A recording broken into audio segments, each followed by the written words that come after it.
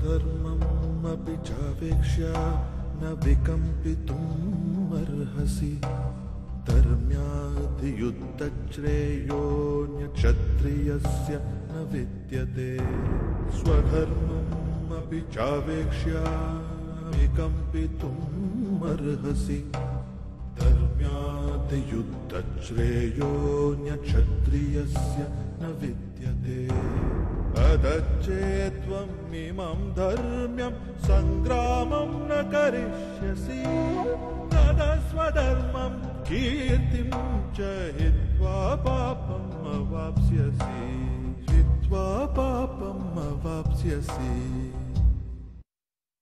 भारत के पूर्व राष्ट्रपति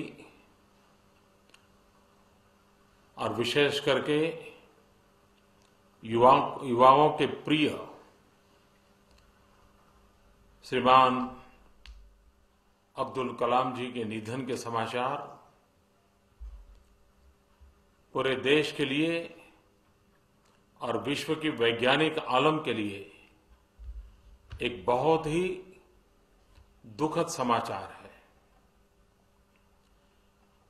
राष्ट्रपति के रूप में उनका कार्य, उनका जीवन, उनकी हर बात देश के लिए आज भी दिशादर्शक है। एक वैज्ञानिक के रूप में उन्होंने भारत को नई ऊंचाइयों पर पहुंचाया। प्रेसिडेंट कलाम जनता के राष्ट्रपति थे। जनता से उनका बहुत अच्छा जुड़ाव था। पूरी जिंदगी उन्होंने अपने काम में दे दी, चाहे वो मिसाइल प्रोग्राम हो या वो राष्ट्रपति का काम हो या राष्ट्रपति के काम करने के बाद पूरी जिंदगी का उनका कर्म हो। हमें वो हमारे यादों में रहेंगे और उनकी जो सोच है उसको हम आगे बढ़ाने की कोशिश करेंगे। अब doctor APJ Kalam 11th President of the Indian Republic and he was Bharat Ratna. As President of India, Dr. Kalam was immensely popular and greatly admired. His warmth, humility, and simple ways endeared him to be one and all. हर जुबान पर तेरे ही किस्से हैं, तू चला गया तेरी यादें बाकी है। कलाम साहब, डॉक्टर अग्रवाल आपसे जिक्र कर रहे थे और 2002 की बातों का, यादों का चर्चा चल रहा था। उसके बाद फिर कलाम साहब सबसे मिले और VIP लोगों से मिले, सबसे मिले, डॉक्टर से मिले। फिर एक दिन उन्होंने अचानक ये बोला कि मैं जो जूनियर डॉक्टर और जो सिस्टर्स हैं उनसे मिलना चाहता हूँ। तो पूरा हॉस्पिटल मैनेजमेंट इस चीज़ के लिए बड़ा एकदम तैयार नहीं था। तो आनन फानन ये सूचना दी गई और सभी सिस्टर्स जैसे भी हैं वो वार्ड से, और हम जूनियर डॉक्टर ही थे उस वक्त, तो हमको सबको सर के सामने और ये हमारा सबसे बड़ा सौभाग्य मौका मिला। हाँ, सौभाग्य था। तो हम उनके चारों तरफ हम इकट्ठे हो गए और उनसे फिर बात करने लगे। फिर हम में से एक सिस्टर बोली कि सर कुछ ऐसा कहो कि हमारी ज़िंदगी बदल जाए। तो वास्तव में उन्होंने जो हमें उस समय बताया वो उन्होंने आज हमें लगता है कि वो उन्होंने अपनी ज़िंदगी का सरमाया उस 3 शब्द में जोड़ के दिया। उन्होंने पहले कहा कि think big, dream big and then do action what you have think and dream. तो वो ही सपना मैं अभी मेरे साथियों से सुन रहा था कि उन्होंने शुरुआत छोटे से तरीके से की, किस तरह से उन्होंने मिसाइल बनाई होगी, किस तरीके से उन्होंने वो चीज़ें डेवलप की होगी। वो सारी चीज़ें जो हैं वो सारा सरमाया जो कुछ इस मुल्क को डॉक्टर कलाम ने दिया उसको नहीं भुलाया जा सकता। वासुमित्र जी, आपने साथ में काम किया एक वॉलंटियर के तौर पर, तो क्या अनुभव रहा आपका, तजुर्बा क्या रहा, किस तरह से काम करती है ये शख्सियत? नमस्कार अश्विनी जी। मुझे ये कहते हुए गर्वानुभवोक्ति हो रही है कि उस व्यक्तित्व की अपनी एक अनूठी मिसाल रही। जाते हुए भी वो एक कर्मयोगी की तरह छात्रों और युवाओं के बीच ही अपनी अंतिम सांस को लेकर के हम सभी के बीच से अलविदा ले लिए। एक अच्छे कर्मयोगी की मिसाल है। ये विचार करना योग्य है कि उन्होंने इस चीज़ को कहा ही नहीं बल्कि अपने जीवन में भी ढाला।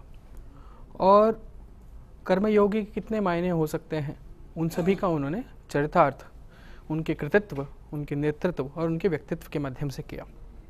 ये एक सच्ची प्रेरणा हर एक भारत के युवा के लिए अवश्य है। इसके बारे में जितना ज़्यादा बोला जाए उतना कम होगा। ये एक पहली प्रेरणा मुझे जो मिली थी कि कर्म के प्रति दृढ़ होकर के कार्य करना जी, ये एक पहली शिक्षा उनसे मुझे मिली थी। काफ़ी अच्छे अनुभव उनके माध्यम उनके साथ भी मिले, काफ़ी इंटरेक्शन, काफ़ी चर्चा वार्तालाप भी उनसे हुआ। बिल्कुल कर्मयोगी वाली जो बात है, देश को उन्होंने लीड किया। सुनील जी, मैं आपके पास में आऊँगा। उनकी किताब थी टर्निंग पॉइंट्स, उसका जिक्र करूँगा। उस किताब में उन्होंने जो राष्ट्रपति काल रहते हुए मौत की सज़ा के खिलाफ खुलकर बोला, ख़ास तौर पर जिक्र किया और चर्चा की, देश के सामने रखा कि इस तरह के फैसले जब उनके पास दया याचिका आती थी, कितना मुश्किल होता था एक राष्ट्रपति के तौर पर उसको देखना। और वो खुद निजी तौर पर ओपन प्लेटफॉर्म पर आकर बोले भी कि मैं इस सज़ा के खिलाफ हूँ। पूरे कार्यकाल के दौरान धनंजय चटर्जी का मामला छोड़ दिया जाए, 50 दया याचिकाएं पुनर्विचार के लिए सरकार के पास भेजी। ये देखिए, अगर आप पूरे कलाम की, अगर आप पूरे व्यक्तित्व की आप बात करेंगे तो वो एक अनूठे व्यक्तित्व थे। और कम से कम आप उनसे अपेक्षा नहीं कर सकते कि वो किसी की मृत्यु का कारण बनेंगे, सबब बनेंगे, माध्यम बनेंगे। वो बड़े एक विलक्षण व्यक्तित्व के धनी थे। और सच्ची बात तो ये है कि अगर आप उनके पूरे व्यक्तित्व को देखेंगे तो आपको लगेगा किसी पौराणिक काल के किसी संत महात्मा के जीवन से आप बिल्कुल वाबस्ता हो रहे हैं, उसका आप साक्षात्कार कर रहे हैं।